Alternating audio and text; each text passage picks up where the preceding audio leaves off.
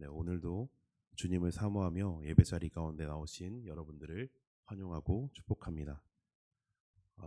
제가 오늘 좀 잠을 제대로 못 잤더니 혀가 많이 꼬입니다.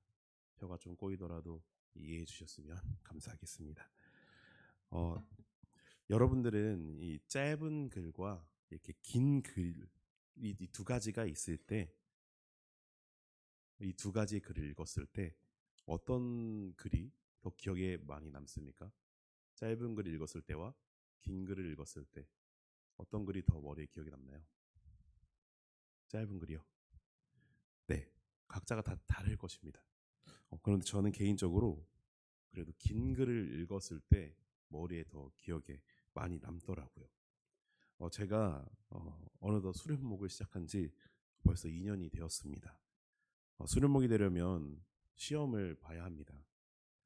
그런데 혹시 가장 어려운 시험이 뭔지 아시나요? 네, 맞습니다. 봐보셨나요? 성경입니다. 네, 사실 이 성경 문제를 푸는 것은 어렵지 않습니다.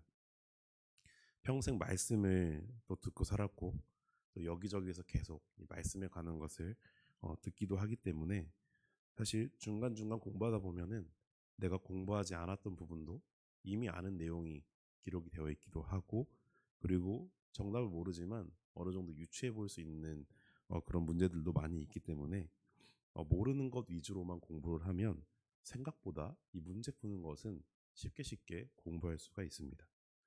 그런데 문제는 성경 말씀 암송입니다. 암송이 정말 힘듭니다. 왜 암송이 힘드냐면요. 어, 때때마다 기준은 다르지만 거의 한 글자도 틀리면 안 됩니다. 외우는 구절에. 그래서 이 암송이 정말 힘듭니다. 어떤 식으로 문제가 나오냐면요. 오늘은 빌레몬서니까 제가 빌레몬서로 예를 들어보겠습니다. 문제가 이렇게 나와요. 몬 1장 3절 이렇게 써 있고 앞에 한 단어는 줍니다. 하나님 이렇게 써 있습니다. 그러면은 그 한 단어를 보고 제가 외웠던 이 문장을 이제 암송을 해서 적어야 하는 겁니다. 그런데 이 시험지를 받으면 정말 충격적인 것은 그 앞에 한 단어를 알려주니까 뭔가 쉬울 것 같고 기억을 나게 할 것 같지만 그 단어가 겹치는 게 너무 많습니다. 성경을 보면은 말씀이 대부분 내가, 여호와, 뭐 하나님, 이러므로 다 이런 식으로 시작해요. 그래서 오히려 외운 것이 헷갈립니다. 그래서 몇십 단어를 외우고 몇십 구절을 외우고 또 몇백 구절을 외워도 시험지를 받는 순간 시험이라는 부담감과 동시에 앞에 여러 가지 단어들이 더 혼란스럽게 해가지고 시험 볼 때 굉장히 조금 곤란합니다. 그런데 이 말씀을 암송할 때 짧은 구절이 있고 긴 구절이 또 있습니다. 또 어떤 문제는 한 구절만 적는 것도 있고 또 두 구절 이렇게 적는 것도 있습니다. 그래서 엄청 짧은 것은 창세기 1장 1절입니다. 이건 외우지 않아도 쓸 수 있는 누구나 쓸 수 있는 문제이기 때문에 거저주는 문제인데요. 반대로 엄청 긴 문장도 있습니다. 그런데 이 시험 공부를 열심히 하고 나서 시험 보러 가기 전에 몇 번씩 제가 테스트를 해보잖아요. 테스트를 하면 이 긴 구절과 짧은 구절 중 어떤 것을 더 많이 틀릴까요? 짧은 구절을 이상하게도 더 많이 틀립니다. 긴 구절은요 어렵다라는 그 인식이 있기 때문에 외울 때 한 단어 한 단어 한 단어 되게 집중해서 보고 계속해서 반복해서 공부를 하게 됩니다. 그런데 짧은 구절은요 아는 거네 이러고 쓱 넘어가고 그냥 구절 읽을 때도 휘리릭 읽고 지나갑니다. 그렇기 때문에 막상 적으려고 생각해보면 기억은 대충 나는데 이게 뭐였더라? 하면서 기억이 안 나는 경우가 정말로 많습니다. 그런데 제가 갑자기 이 말씀을 왜 드릴까요? 오늘 함께 나눈 이 빌레몬서가 마치 제가 암송했던 그 짧은 구절과 같기 때문입니다. 사복음서의 내용은 몇십 장씩 있어도 우리가 그 내용은 다 알고 있잖아요. 그런데 오늘 이 빌레몬서 몇 장까지 있습니까? 네, 1장 한 장이 있습니다. 페이지 수로만 치면은 사실 한 장도 안 됩니다. 반장짜리 서신입니다. 그런데 이 빌레몬서의 내용을 정확하게 파악하고 계신 분이 혹시 계실까요? 혹시 손 한 번만. 네. 그래도 계시는. 전 다 알고 계실 거라고 믿고 있습니다. 이 성경을 보시면은 아시겠지만 너무 짧은 성경이 이제 성경을 이게 일독을 하다 보면은 한참 긴 장수가 나오다가 1장 나오면 기분이 어떤가요? 왠지 모르게 기분 좋습니다. 한 장을 이렇게 빨리 읽을 수 있다고? 그럼 휙 읽고 지나가게 됩니다. 그리고 나서 바로 히브리서로 엄청난 속도로 넘어가실 겁니다. 그러나 이 복음의 내용을 담고 있는 이 성경 66권 가운데 한 장밖에 되지 않는 이 빌레몬서가 성경 정경으로 채택이 되었다는 것은 이 한 장짜리 말씀에도 페이지 수로는 반 페이지밖에 안 되는 이 말씀 속에서도 하나님께서 우리에게 분명하게 말씀하시고자 하는 것이 있기 때문입니다. 그렇기 때문에 이 빌레몬서가 신약 성경 중에서 가장 짧다고 해서 휘리릭 읽고 지나가지 마시고 그리고 절대로 가볍게 봐서도 안 됩니다. 특히 이 빌레몬서는 바울이 쓴 여러 가지 이 수많은 서신들 중에서 어떻게 보면 가장 파급력이 있는 서신이기도 합니다. 먼저 오늘 말씀을 살펴보면 이렇습니다. 빌레몬이라는 부유한 사람이 있었습니다. 이 사람은 바울을 만나게 되고 그 바울을 통해서 예수님을 영접하게 되고 그리스도인으로 거듭나게 됩니다. 골로새서 1장 7절 말씀을 보면은 에바브라와 빌레몬이 이 골로새에 교회를 개척했다는 사실을 알 수 있듯이 빌레몬이 이 그리스도를 향한 이 마음은 정말 진심이었다는 것을 알 수가 있습니다. 빌레몬의 특이사항이 있다면 그는 부유했다라는 것인데요. 당시 부유했던 사람들 중에서는 이것이 없는 사람은 없었습니다. 그 이것이 무엇일까요? 네, 맞습니다. 종입니다. 그 당시의 부자들은 다 종을 거느리고 있었죠.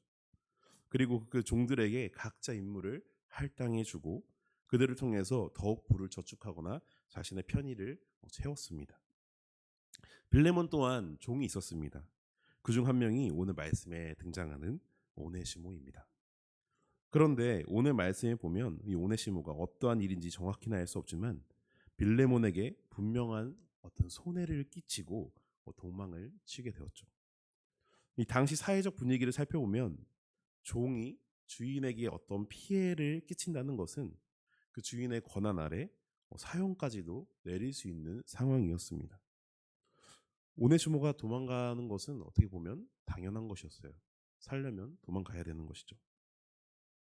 그런데 오네시모가 한참을 이제 도망가다가 로마에 이르게 되는데 그 당시 로마 감옥에 수감되어 있었던 바울에게 찾아가 도움을 요청하게 되고 그 과정들을 통해서 오네시모도 역시 그리스도인으로 거듭나게 됩니다. 그래서 바울이 그런 오네시모를 위하여서 빌레몬에게 편지를 쓰게 된 것이 오늘 함께 나누는 빌레몬서입니다. 그런데 바울의 입장이 참 난감합니다. 바울이 일단 편지를 쓰기는 쓰는데 편지에 담아야 할 내용이 무엇이죠? 빌레몬이 오네시모를 용서하기를 권면하는 그런 내용이었습니다. 그런데 단순히 자신의 종을 용서하라는 내용만 담는 거였다면 바울이 생각보다 그렇게 난처하거나 까다롭게 생각하지는 않았을 것 같습니다. 그저 그리스도인으로서 자비를 베풀고 예수님께서 우리에게 그랬듯이 우리 역시 예수님께 받은 사랑처럼 오네시모에게 사랑을 베풀면 된다는 그런 내용을 적으면 되는 문제였죠. 그런데 진짜 문제는 그 다음의 문제입니다.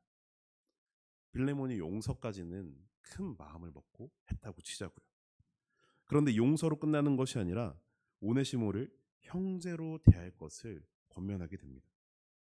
이것은 더 이상 오네시모를 종이 아니라 어떤 사회적으로 동등한 가족의 일원으로 동등한 위치로 맞아달라는 그런 부탁이었던 것이죠. 당시 로마 시대에서는 주인이 종에게 사회적으로 동등한 위치로 맞아들인다는 것, 가족으로 맞아들인다는 것은 배려나 어떤 자비의 차원을 넘어서는 일이었습니다. 애초에 로마에는 아직 그런 전례가 전혀 없던 시대였습니다. 종을 자유롭게 풀어주고 가족의 일원으로 대하는 것은 이미 자리 잡혀 있던 이 로마의 질서를 완전히 어지럽히고 깨트릴 만한 그런 엄청난 일이었던 것이었죠. 그런데 그럼에도 불구하고 빌레몬이 오네시모를 용서하고 가족으로서, 가족의 일원으로서, 형제로서 받아들이는 일을 해야 할 이유가 명확하게 있어야지만 빌레몬이 그래도 이 편지를 읽고 해보던가 하지 않겠습니까? 그래서 바울이 왜 용서하고 형제로 받아들여야 하는지 그 이유를 오늘 성경 말씀을 통해서 제시하고 있는 것입니다. 우리 17절 19절 말씀을 한번 같이 읽어보도록 하겠습니다. 함께 읽겠습니다. 그러므로 내가 나를 동역자로 알진대 그를 영접하기를 내게 하듯 하고 그가 만일 내게 불의를 하였거나 내게 빚는 것 있으면 그것을 내 앞으로 계산하라. 나 바울이 친필로 쓰노니 내가 갚으려니와 내가 이 바라지 아니하노라. 아멘. 제가 말씀을 시작하면서 빌레몬서가 짧지만 그래도 중요하고 파급력이 있다라고 말씀을 드렸는데요. 바울의 모든 서신의 공통점이 혹시 뭔지 아시나요? 신약 성경에 바울의 서신이 정말 많이 담겨 있습니다. 그런데 그 바울의 모든 서신에 공통점이 있는데 혹시 뭔지 아시나요? 바로 그 공통점은 모든 내용에 예수님의 죽음과 부활에 대한 이 내용이 분명하게 언급되고 있습니다. 그런데 빌레몬서에서만 유일하게 예수님의 죽음과 부활이 언급되지 않고 있습니다. 다른 서신에는 다 적혀 있어요. 그런데 빌레몬서에만 적혀 있지 않습니다. 왜 그런 것일까요? 혹시 이유를 아시는 분이 계시나요? 빌레몬서에는 바울이 그렇게 예수님의 그 복음, 죽음과 부활, 십자가의 사랑 엄청나게 중요하게 생각하는 사람입니다. 그런데 빌레몬서에는 빠져 있어요. 그 이유는 무엇이냐면 복음의 중요성을 아주 잘 알지만 바울이 이 서신에서 언급하지 않은 이유는 그저 자신의 신복을 용서하라는 사적인 편지이기 때문에 그렇습니다. 라고 말하면 맞을까요? 네, 아닙니다. 이 빌레몬서에도 분명하게 복음의 내용이 포함이 되어 있는데요. 그 이유는 바울이 지금 말로 하는 게 아니라 예수님의 부활과 이 죽음과 십자가의 사랑을 말로 적고 있는 것이 아니라 자신의 행동으로 지금 보여주고 있기 때문에 굳이 적지 않은 것입니다. 하나님께서 독생자이신 예수 그리스도를 이 땅에 보내심으로써 세상과 화목하게 하시고 또 우리에게 죄를 돌리지 않으셨던 것처럼 바울은 지금 자기 자신을 통해서 빌레몬과 그리고 오네시모가 하나님과 화목해지고 또 서로 화해할 수 있도록 진정한 복음의 능력이 무엇인지 지금 행동으로서 보여주고 있는 것이죠. 또한 빌레몬에게 오네시모를 가족의 구성원, 즉 형제로 받아들이라는 것은 주인인 이 빌레몬이 오네시모의 주인이 되는 것이 아니라 오직 모든 인간 가운데 주인이 되실 수 있는 분은 오직 예수 그리스도만이 계시다는 것을 깨우치게 하기 위해서 이 빌레몬에게 우리가 모두 하나님 앞에서 동등하다는 것을 전하고 있는 것이죠. 골로새서 3장 11절 말씀을 보면요. 이렇게 말합니다. 거기에는 헬라인이나 유대인이나 할레파나 무할레파나 야만인이나 스구디아인이나 종이나 자유인이 차별이 있을 수 없나니 오직 그리스도는 만유시요 만유 안에 계신다 라고 이렇게 말하고 있습니다. 다양한 인종을 넘어서 종이건 그리고 주인이건 자유인이건 절대로 주님 앞에서는 차별이 있을 수 없다라고 말하는 것이죠. 주님 안에 있을 때 우리가 하나님 앞에 있을 때는 그 어떠한 사람이라도 모두가 동등하다는 것입니다. 세상과 사회법은요. 계급이라는 제도 안에서 주인과 종이 나눠졌을지라도 하나님의 법, 하나님의 앞에서는 오직 우리의 주인 대신 예수 그리스도를 제외하고는 그 어떠한 차별도 없이 모두가 동등한 존재라는 것을 오늘 이 편지를 통해서 빌레몬에게 전하고 있는 것입니다.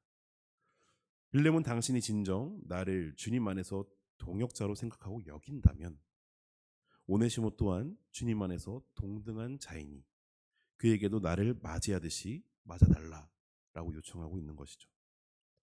다시 말해서 당신이 세상에 속한 자가 아니라 진정으로 예수 그리스도의 이 복음의 소식을 믿는다면, 그리고 그 그리스도의 사랑을 누렸다면 내가 부탁한 이 용서와 서로 형제로 대하는 것, 이 두 가지를 당신이 반드시 해야 된다는 것을 지금 이 편지를 통해서 전달하고 있는 것입니다. 그리고 바울은 오늘 서신을 읽어보면 빌레몬이 충분히 어떠한 사람인지 알았습니다. 그렇기 때문에 빌레몬이 이 편지에 권면한 대로 행할 것임을 분명하게 알고 있었죠.